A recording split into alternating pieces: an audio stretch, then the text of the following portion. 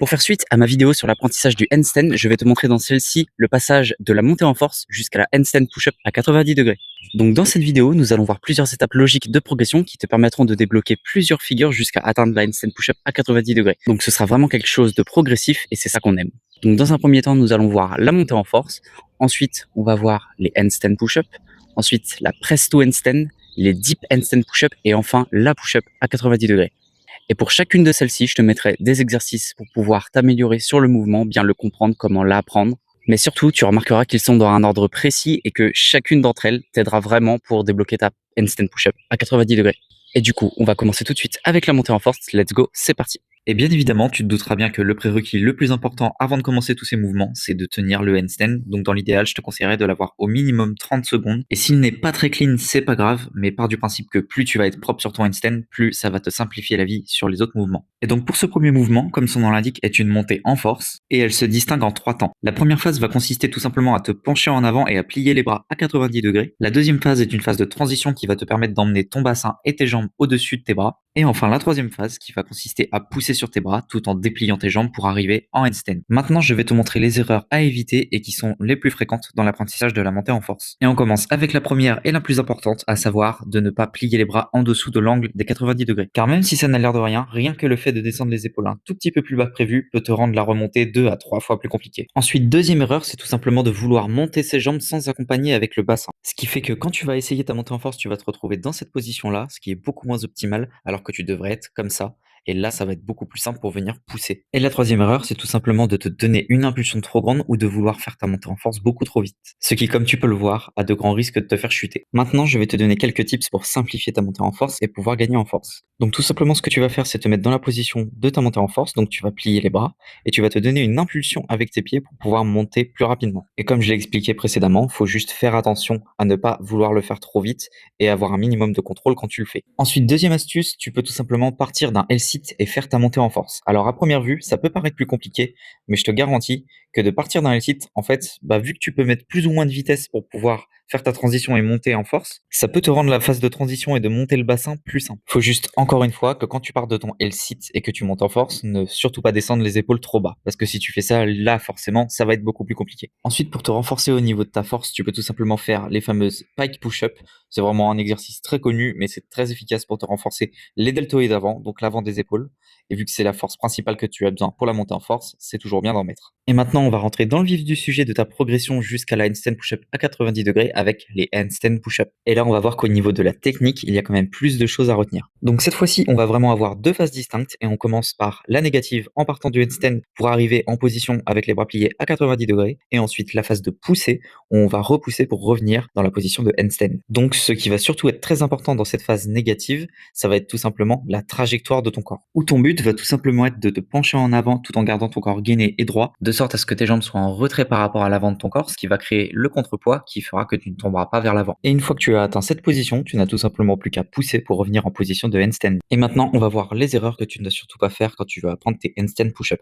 Et la première, c'est tout simplement de vouloir descendre en piqué au lieu de descendre vers l'avant. Parce que là, vu qu'on parle d'handstand push-up classique, on est soit à largeur d'épaule, soit très légèrement au-dessus. Donc, il faut vraiment se pencher en avant quand tu fais ta handstand push-up. Il faut surtout pas plonger en piqué avec la tête. Deuxième erreur, c'est simplement de vouloir remonter ta handstand push-up en force brute en te concentrant uniquement sur pousser sur tes bras. Car le problème avec ça, c'est qu'en fait, si tu te concentres uniquement sur pousser avec tes bras, tu peux très facilement désengager ton gainage et ça va vraiment te déséquilibrer quand tu vas arriver en handstand et c'est ce qui te fera tomber. Donc là, je suis pas en train de te dire qu'il faut avoir le corps complètement gainé tout le long de ta handstand push-up parce qu'au début, ce sera trop compliqué. Donc c'est totalement normal d'avoir le dos qui se creuse quand tu veux essayer de remonter. Il faut simplement que tu arrives à garder un gainage assez global pour éviter de te déséquilibrer quand tu vas remonter. Et enfin, la dernière erreur, comme pour la montée en force, c'est tout simplement de descendre les épaules en dessous de l'angle des 90 degrés. Et c'est pourquoi dans la logique, tu apprends d'abord la montée en force parce que la montée en force, ça va justement te permettre de savoir à quel moment tes bras sont à 90 degrés. C'est pourquoi pour t'aider, tu pourras faire des handstand push-up contre un mur, ce qui réduira la charge de ton poids de corps lorsque tu feras ta négative et te permettra de bien comprendre à quel moment t'arrêter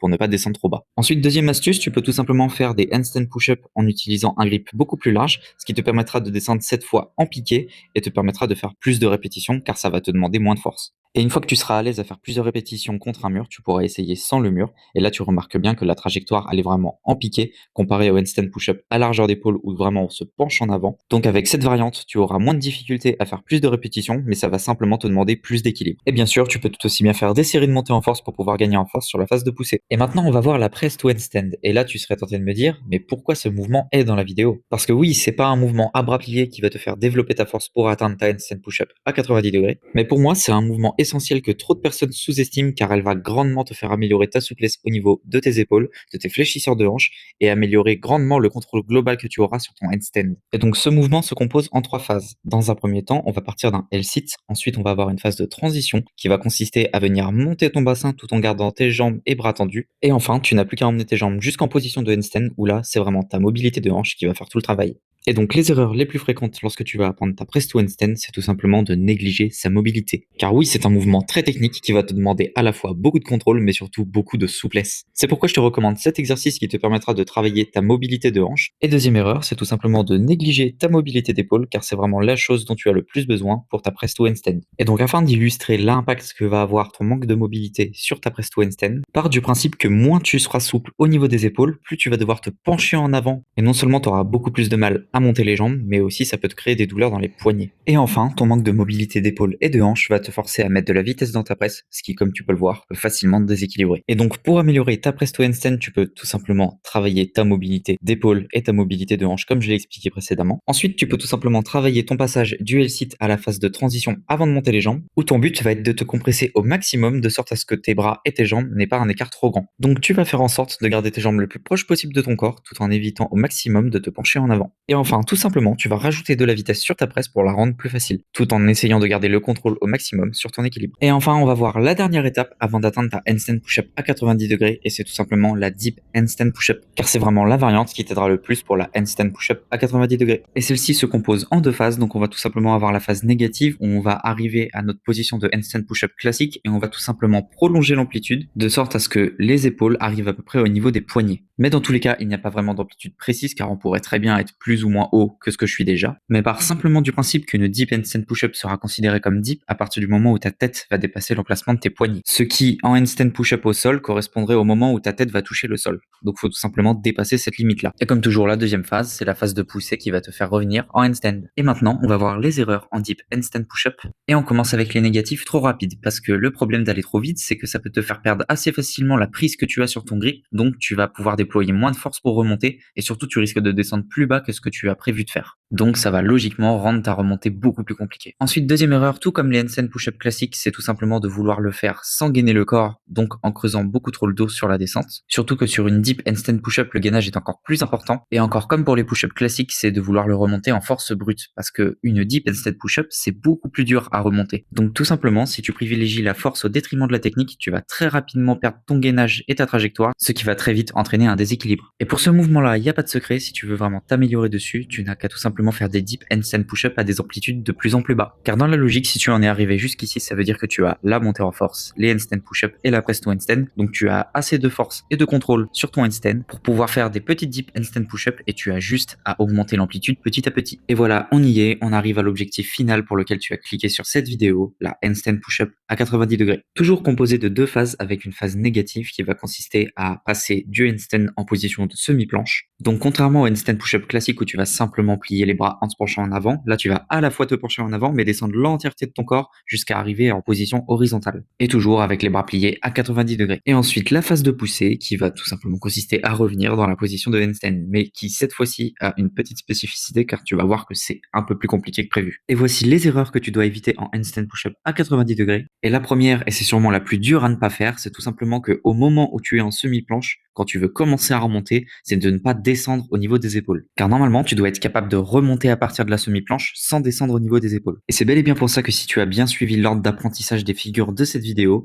tu as vu juste avant la deep handstand push-up, ce qui va normalement te donner assez de force si jamais tu arrives dans cette situation où tu n'arrives pas à remonter sans abaisser les épaules. Donc au moins, tu auras assez de force pour pouvoir quand même pousser. Ensuite, il y a 2 erreurs concernant le gainage et c'est tout simplement de faire la négative en creusant au niveau du dos ou justement en arrondissant le dos, car faut vraiment partir du principe que pour cette variante, la trajectoire de ton corps va être vraiment très importante. Donc en résumé, si tu creuses le dos, c'est probablement un manque de gainage et de contrôle, ce qui va faire que tu vas perdre assez facilement l'équilibre quand tu vas essayer de remonter. Et à l'inverse, si tu as le dos qui s'arrondit et les jambes qui descendent, là c'est vraiment un manque de force. Donc ton corps va simplement compenser ce manque de force par une position qui sera plus simple à remonter. Et maintenant voici les tips qui vont t'aider pour débloquer ta handstand push-up à 90 degrés. Et on commence tout simplement par travailler tes négatifs. Donc là le but ça va être de travailler ton passage du handstand à la semi-planche pour voir si tu arrives bien à te mettre dans la position sans creuser le dos, sans arrondir le dos. Et aussi tu peux tout aussi bien te renforcer sur ta semi-planche en apprenant à la tenir de plus en plus longtemps. Ensuite, deuxième tips qui facilitera grandement la phase de poussée, c'est tout simplement de le faire avec les jambes pliées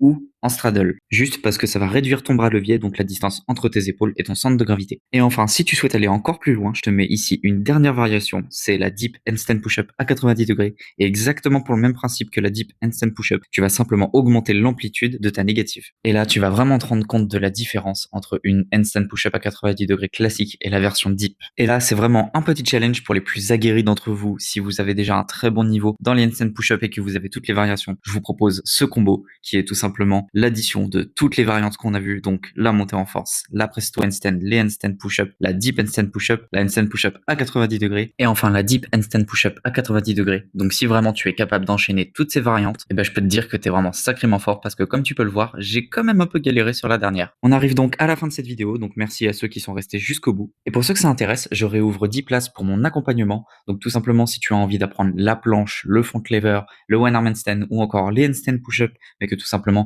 tu ne sais pas comment bien structurer ton entraînement et que tu as besoin de quelqu'un pour t'aider et te motiver à atteindre tes objectifs, je t'invite tout simplement soit à cliquer sur le lien dans la description, soit directement à venir me DM sur mon compte Instagram si comme Calixte, tu as envie de débloquer ton premier one arm handstand ou voire encore de progresser et améliorer ta forme en planche, ou encore comme Lucas qui est passé d'un handstand de moins de 10 secondes à plus de 40 secondes de handstand en seulement moins de 3 semaines. Et surtout, n'hésitez pas à me dire en commentaire sur quel mouvement vous aimeriez voir une prochaine vidéo. Je pense que ce serait soit le one arm handstand, soit la planche, soit le front lever. Donc je ferai sûrement une vidéo sur le mouvement qu'on m'aura le plus demandé. Sur ce, j'espère que cette vidéo aura pu vous aider et donc on se retrouvera dans une prochaine vidéo. Allez, salut, entraînez-vous bien.